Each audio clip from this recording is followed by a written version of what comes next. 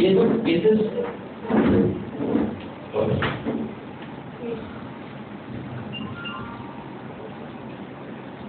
Nothing more to discuss about that. ऐसे advocate के letter आते डरना नहीं कभी, बहुत सारे लेटर आएंगे आपको डिस्पेंसिंग और स्टोरिंग ड्रग के बारे में मैं आपको बोलते हुए जाऊँ। वायलेशन बिल्कुल डरो मत, खाली यूनाइट हो जाओ, कुछ नहीं होगा। एक्सटॉर्शन बहुत प्रॉब्लम है बॉस, आजकल लीगल एक्सटॉर्शन चालू हो गया। मैंने आपको थोड़ी देर पहले शेयर किया कि आपको जस्ट 5 रुपए का नोटिस भेजेंगे, उनको मालूम है 10 में से 4 डॉक्टर को सेटलमेंट के लिए आएगा मेरे पास। अरे 5,000 गए, 25,000 गए, 15,000 गए, और उनको ये समझ गया, केस कर दिया। लीगल एक्सटॉर्शन बोलते इसको। सेक्सुअल एक्सटॉर्शन तो बहुत, मैं आपको सेक्सुअल एक्सटॉर्शन का एक केस बताता हूँ।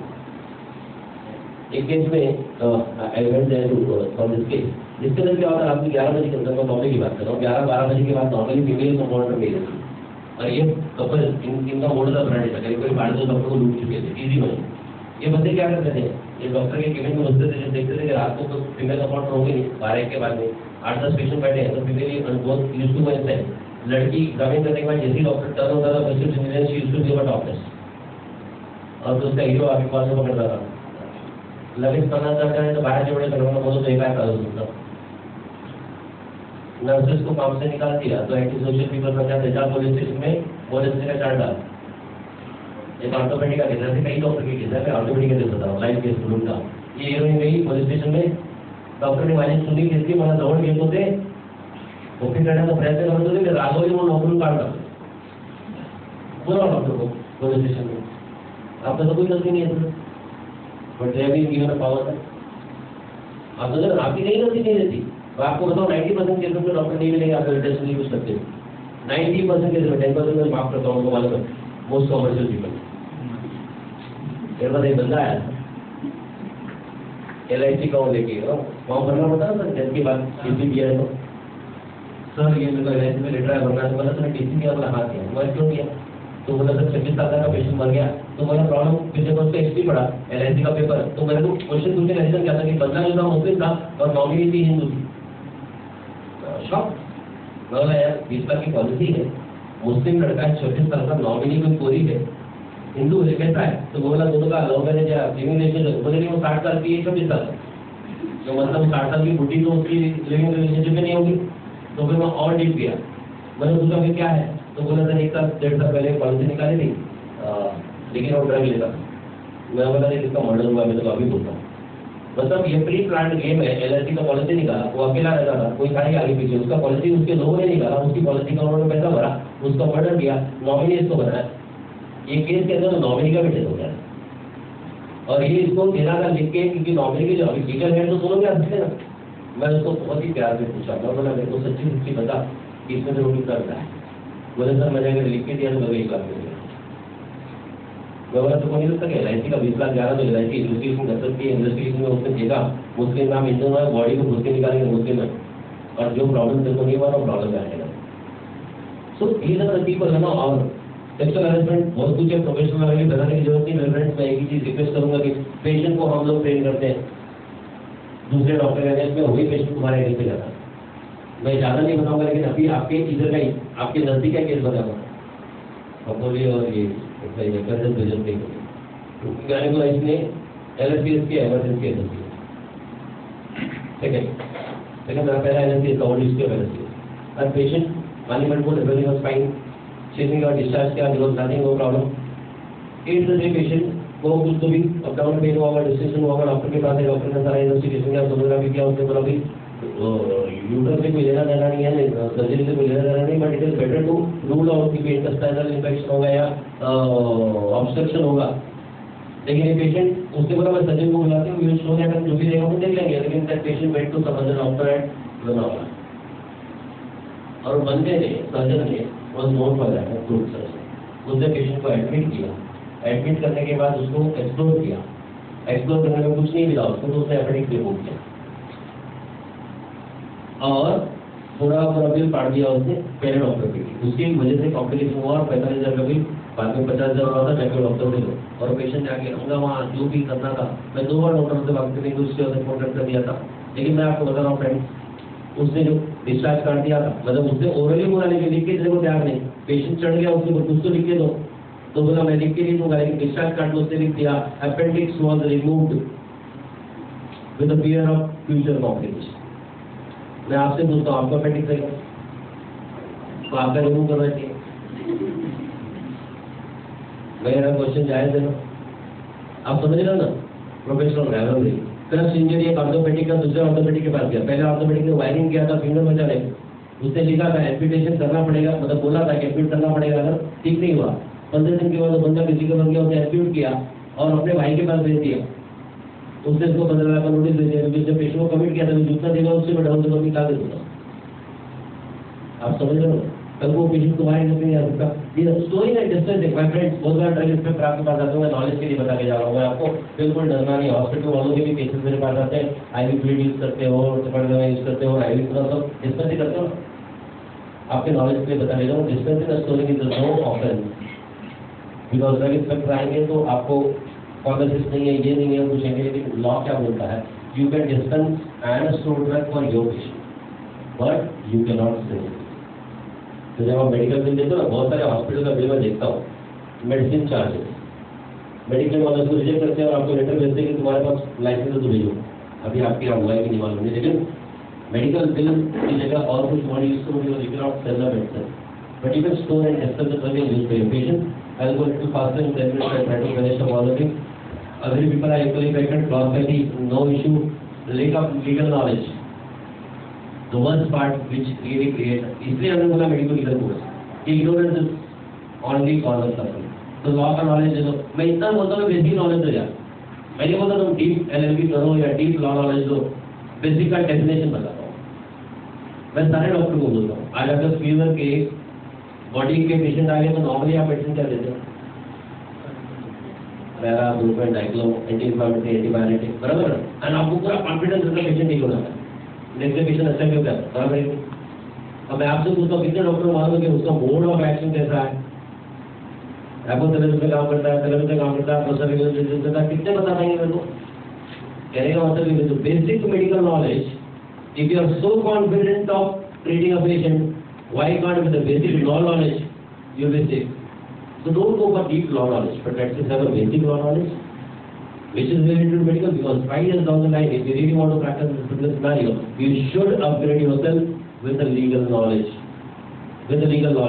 or you should be upgrading yourself with all medical knowledge also, because patients पूछने लगे, awareness बढ़ गया है, poor document keeping, हम लोग को कंटाला आता है डॉक्यूमेंट रखने को। डॉक्टर साहब बस, लेकिन मैं आपको केस सिखाने के लिए बता के जा रहा हूँ, हम भी सीखे इसलिए बता रहा हूँ, ये तो कोई बताएगा नहीं आपको। एक केस में मैं क्या था, पेरिस्टाल तो एब्सेंट ईएनटी सर्जन ने ओपीडी बेसिस पे किया, 2 बजे पेशेंट एडमिट किया, इन्वेस्टिगेशन भेज दिया, 4 बजे उसे फोन पे इन्वेस्टिगेशन दिया। नॉर्मल सर्जन की आदत है, सभी डॉक्टर की आदत है, रिपोर्ट आएगा तो लगा देगा फाइल में, सब नॉर्मल था। 5 बजे पेशेंट पोस्ट किया, 5:30-6 बजे मेडिकल मिस्टेक हो गया, पेशेंट एक्सपायर। 7 बजे डॉक्टरों ने पेपर बनाया, जो भी उसका पेपर बनाना, पुलिस केस हुआ, पीएम हुआ, paper was gone to the police ने जेजे कमेटी को भेजा। जेजे कमेटी का कमेंट्स बता दो, ध्यान से सुनना, मैं आपको कुछ बहुत अच्छी चीज सिखाने जा रहा हूँ। बाकी सब पॉइंट तो ठीक है, when around 100% of students rated by वो, लेकिन एक क्वेश्चन था कि when there was a close observed clear indication of permanent edema, why Lasix injection given after 45 minutes? Doctor कभी ऐसी गलती नहीं करता, लेकिन लिखने में टाइमिंग ऊपर नीचे किया, लॉ वाले को तो वही किया। लेकिन वन वर्स्ट कमेंट आपके नॉलेज में, उसके कमेंट था कि आइदर इन्वेस्टिगेशन नॉट डन और नॉट डॉक्यूमेंटेड, और नॉट डन और नॉट डॉक्यूमेंटेड ये कौन लिख सकता है? डॉक्टर लिख सकता है, क्योंकि कमेटी में तो डॉक्टर है, और डॉक्टर को मालूम है मेरा बंदा लेगर इन्वेस्टिगेशन किसी हुआ सर्जरी नहीं करेगा, वो डॉक्टर है ना, लेमैन को नहीं, लेकिन डॉक्टर को तो मालूम है ना, इसलिए उसने क्या वर्ड लिखा था? Not documented. ये केस में मैं गया था दुर्गा के मजिस्ट्रेट कोर्ट में, doctor was arrested under 304A, normal section which applies to the doctor. 304A which says causing a death without intention. ध्यान से सुनना, बहुत इंपॉर्टेंट चीज सिखा रहा हूँ। causing a death without intention because of negligence or with negligence is 304A, which is normally applies to the doctor. Causing a death without intention with negligence attracts 2 years punishment payable offense. 2 years punishment payable offense, payable means legal offense. उस case में 45 minute तक argument किया था, हमने सिखा था उसको, मैंने कई लेक्चर में ये चीज को लोगों को सिखाया पीपी ने आर्गुमेंट किया कि this particular section attracts 304 part 2 which is non available of 10 years punishment. और उसने जो सेक्शन को पढ़ के बताया that 304.2 says causing a death without intention with the knowledge that particular thing word क्या है with the knowledge. And PP का आर्गुमेंट था कि या तो प्रेग्नेंट है या प्रेग्नेंट नहीं है, लॉ एब्सोल्यूट है हाँ या ना, बीच का नहीं चलता। तो उसने बोला नॉट डॉक्यूमेंटेड वर्ड ही नहीं आता, it is not done and doctor went away with surgery without investigation. Means doctor was having a knowledge कि without investigation I am proceeding for the surgery and there is chances of death and death has occurred which attract। समझ रहे मैं क्या बता रहा हूँ? IPT paper में लिखना चालू कर दो, हर इन्वेस्टिगेशन घंटा लगेगा तो भी लिखो, तुम्हारा डॉक्यूमेंटेशन। उसके बाद तो बहुत सारे केसेस हुए, लेकिन एक चीज सिखाने के लिए रेफरिंग डॉक्टर को 304 पार्ट में अरेस्ट किया था बल्लन के केस में। पेंडिंग कोर्ट में अरेस्ट नहीं हुआ था, इन्वेस्टिगेशन चालू है। उसमें क्या हुआ था एपेंडिसाइटिस, इसमें लिख के भेजा एपेंडिक्टोमी। देखो एक बार patient is having appendicitis for the surgery, वो बंदे ने सर्जरी किया, सर्जरी के टाइम पे कॉम्प्लिकेशन हुआ, आईसीयू फैसिलिटी अवेलेबल नहीं थी, यहाँ कोई हॉस्पिटल में नहीं रहती। 80% हॉस्पिटल में आईसीयू है क्या? नहीं, वहाँ कॉम्प्लिकेशन हुआ, बाजू वाले हॉस्पिटल में भेजा उसने, वहाँ पेशेंट का डेथ हो गया। पीपी के पास एक केस किया था तो पीपी ने कमेंट किया कि डॉक्टर को नॉलेज था कि सर्जरी में डेथ हो सकती है और डेथ हो गई। डॉक्टर को नॉलेज था सर्जरी में डेथ हो सकती है, डेथ हो गई है एंड इनके पास फैसिलिटी नहीं थी, they all will be arrested. और जीपी को क्यों पार्टी बनाओ? क्योंकि उसको मालूम था ये हॉस्पिटल में आईसीयू नहीं है, हमारी पर दिया। हाँ, रिफरिंग लेटर में खाली फॉर मेडिकल मैनेजमेंट लिखो, तुम बचाओ। वो सर्जन का एडिट सर्जरी करे नहीं करे फोन पे बोल दो ना, मेरा रखना 40 का, मैं लिख नहीं रहा हूँ। एमटीपी मत लिखो और एमटीपी मत लिखो, आप समझ रहे हो ना, क्योंकि वो एमटीपी रजिस्टर्ड सेंटर नहीं होता, वहाँ पेशेंट मर गया तो तुमने भेजा कहाँ पे जो एमटीपी रजिस्टर्ड सेंटर नहीं है। मैं सबके लिए बोल रहा हूँ, नॉलेज देने के लिए आया हूँ मैं। तो कहने के बाद डॉक्यूमेंटेशन, पूरा डॉक्यूमेंटेशन प्लीज डॉक्यूमेंट करना चालू करो और ये सब चीजें सीखना चालू करो। रोल ऑफ मीडिया कुछ बोलूंगा नहीं, सब मालूम है, लेख ऑफ यूनिटी 50 बार बोल चुका हूँ। Don't go away with certificate case, nothing more to talk about differences in cost. हमेशा याद रखो prevention is better than cure. Present में काम करो, प्रेजेंट में काम करने का मतलब क्या होता है? पेशेंट को जब एग्जामिन करो तो पेशेंट एग्जामिन करो, नहीं तो हम स्टेथो लगा के और मोबाइल में बात करते ही नहीं सर। बाजू में फ्रेंड बैठा उससे बात करते रहते और पेशेंट को चेक करते रहते। अरे वो पेशेंट ही है, वो इंटेलिजेंट है। ध्यान हटा दुर्घटना घटी क्या होते ना सारे तो आपका ध्यान नहीं देखे तो एक्सीडेंट होगा, डायग्नोसिस मिस होगी सर, रॉन्ग ट्रीटमेंट होगा। प्रेजेंट में प्रैक्टिस करो जीपीस के लिए। हम लोग बोलते ना सर कितना इंजेक्शन का डिस्पोजेबल यूज करता हूँ, लेकिन मल्टी कंटेनर वायर वापरते ना, मल्टी डोज कंटेनर। अरे रोजर को क्लीन करो हर इंजेक्शन के बाद, नहीं तो रात को आए सवेरे उठे क्लीन भी नहीं किया, होते एस्पिरेट कर रहे होंगे, इंजेक्शन दे दो, क्या एयरबोर्न इन्फेक्शन नहीं होगा, डिपोजिशन नहीं होगा, बैक्टीरिया नहीं आएंगे। क्लीन रखो, क्लिनिक कितने बार बोलूंगा, डिसइंफेक्टेंट भी यूज करो। हॉस्पिटल में 900 हो सकते हैं, तुम्हारे यहाँ नहीं हो सकते इन्फेक्शन।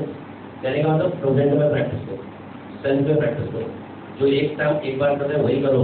रिकॉर्ड कीपिंग बहुत जरूरी है, रिकॉर्ड कीपिंग 3 साल तक रख सकते हो लॉ के हिसाब से। 3 साल law of limitation period in consumer court is 2 years, law of limitation period in law of tort is 3 years। 2 साल हमारा कोर्ट कंट्रोल करता है केस को, इसलिए एज पर द लॉ 3 साल रखना चाहिए, लेकिन एज पर प्रैक्टिकल एक्सपीरियंस 7 साल रखना चाहिए। 5 साल के बाद 2 लोकल न्यूज़पेपर में ऐड दो, एक लोकल लैंग्वेज का, एक कोई पेपर में, ये तारीख से 1 तारीख तक मैं पेपर डिस्पोज ऑफ करो, जिसको चाहिए आ जाओ, नहीं आया फिर करो, पेपर का कटिंग पेपर में लगा दो, यूनिट देता है। इंडेमनिफाइड, कितने लोगों के पास इंडेमनिटी नहीं है बताओ? एक ही डॉक्टर इससे इंडेमनिटी नहीं, पर सबका इंडेमनिटी है। ईमानदारी से बोलो बॉस, मैं बोल रहा हूँ मेरे लिए सबसे बड़ा ऑडियंस है प्रोफेशनल इंडेमनिटी। मैं बोलता हूँ फाउंडेड डॉक्टर के पास जैसे बहुत लोग नॉलेज नहीं देता, मैं बोल रहा हूँ consumer court, consumer friendly court, मैं कोर्ट पे फाइट करता हूँ, मुझे मालूम है।